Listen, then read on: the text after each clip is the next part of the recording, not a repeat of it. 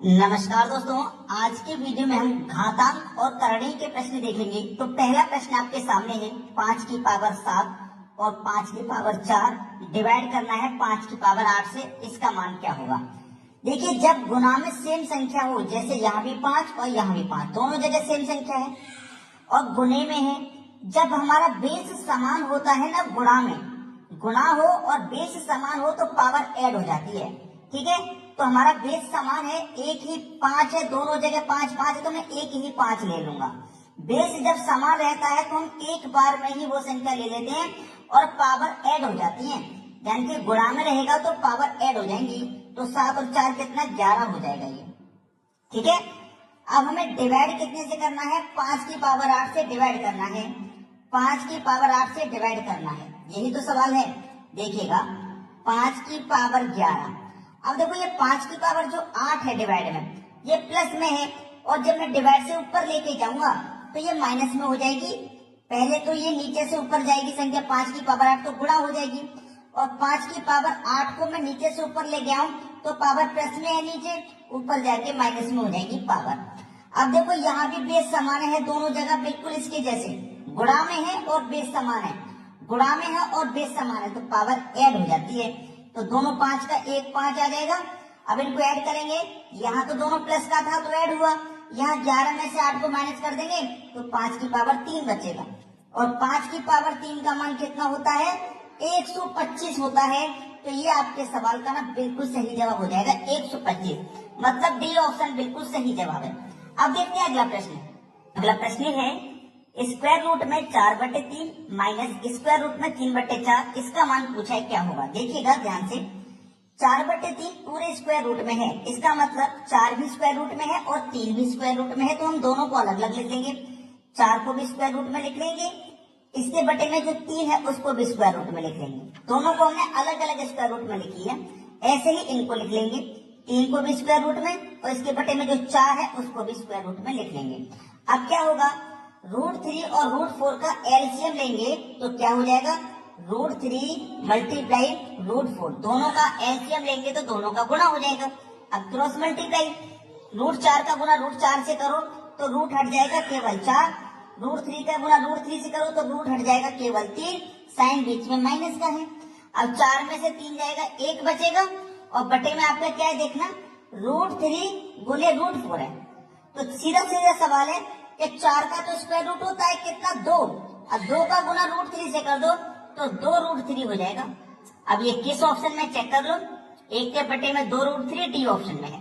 देखना, मैं फिर से बता दे रहा हूँ, 4 में से 3 गया 1, नीचे 3, 4 का स्क्वायर रूट करोगे 2 हो जाएगा, ये स्क्वायर रूट में 3 है, स्क्वायर रूट 3 ले लिया, 4 का स्क्वायर रूट 2 हो जाएगा। अब 2 का गुना 3 से करो तो 2√3 नहीं हो जाएगा, और ऊपर 1 है, यही तो डी ऑप्शन में है। सभी को सवाल समझ में आ गया। अब देखते हैं अगला प्रश्न। अगला प्रश्न है, अब आपको देखो ये प्रश्न दिया गया है, ऐसा कंफ्यूजन वाला सवाल, आप सोचोगे पता नहीं कैसे हल होगा, ये किसके बराबर है पूछा गया है। देखना मेरी बात ध्यान से, ये आपके पास ब्रैकेट के ऊपर पावर है, फिर एक और ब्रैकेट है उसके ऊपर पावर है, फिर एक और ब्रैकेट है उसके ऊपर पावर है। तो इसका बेसिक समझ लीजिए पहले, a की पावर n, ठीक है, इसकी पावर n और फिर इसकी पावर n, समझो, ठीक है। तो पावर का पावर से आपस में मल्टीप्लाई हो जाता है। जब पावर के ऊपर पावर हो, पावर के ऊपर पावर हो, तो आपस में क्या हो जाता है, मल्टीप्लाई हो जाता है। तो ये तीनों पावर a के ऊपर है ना, तो a के ऊपर तीनों पावर है, तो a के ऊपर तीनों का मल्टीप्लाई हो जाएगा, n मल्टीप्लाई n, तीनों का मल्टीप्लाई हो जाएगा a के ऊपर। बिल्कुल ऐसे ही a का मान हमारे पास 1/2 है, तो -1/2 हमारे पास ये a का मान है, इसके ऊपर क्या हो जाएगा, इन तीनों पावर को आपस में मल्टीप्लाई, तो 2 का गुना 2 से करेंगे 4, माइनस का 4 होगा, और माइनस के 4 का गुना -1 से करेंगे तो माइनस माइनस का गुना +4, एकदम 4 हो जाएगा, मतलब पावर हो जाएगी 4। ठीक है, 1 की पावर 4 का मान 1 ही होगा बटे में, 2 की पावर 4 का मान 16 हो जाएगा, 1 के बटे में 16 आपके सवाल का ना बिल्कुल सही जवाब है। देखो किस ऑप्शन में है, 1 के बटे में 16, पहले ही ऑप्शन में है, 1 के बटे में 16 सी ऑप्शन में भी है, लेकिन ये माइनस में। अब आप ये सोचोगे तो ये माइनस में, तो आंसर माइनस में आना चाहिए, नहीं, क्योंकि 2 की पावर हम जब करेंगे ना 4, देखो -2 गुने -2 गुने -2 गुने -2। अब साथ रखना, माइनस माइनस का गुना प्लस का हो गया, 2 दूनी का 4 प्लस का माइनस माइनस का गुना प्लस का 4 और 4 चौको 16 प्लस के 4 का गुना प्लस के 4 से होगा तो प्लस का 16 ही तो आएगा, इसलिए 1/16 ये प्लस का आ जाएगा। समझ में आ गई है बात। अब देखते हैं अगला सवाल। अगला प्रश्न है 1/2 की पावर माइनस की 1/2 किसके बराबर है? अच्छा सवाल है, बेहतरीन क्वेश्चन, देखिएगा ध्यान से, बेसिक समझो। 1 के बटे में a की पावर m। अब ये a की पावर जो m है, मैं नीचे से ऊपर ले जाऊंगा, नीचे से ऊपर ले जाऊंगा तो a की पावर माइनस की m हो जाएगी। यहाँ प्लस है तो ऊपर जाके माइनस, अगर ऊपर माइनस है तो नीचे आके प्लस, अगर ऊपर प्लस है तो नीचे आके माइनस, अपोजिट हो जाता है। प्लस है तो ऊपर जाके माइनस हो जाएगी और माइनस है तो ऊपर जाके प्लस हो जाएगी। ठीक है, चलिए हमारे पास क्या है, 1 के बटे में 2, इसकी पावर माइनस की 1/2, यही दिया गया।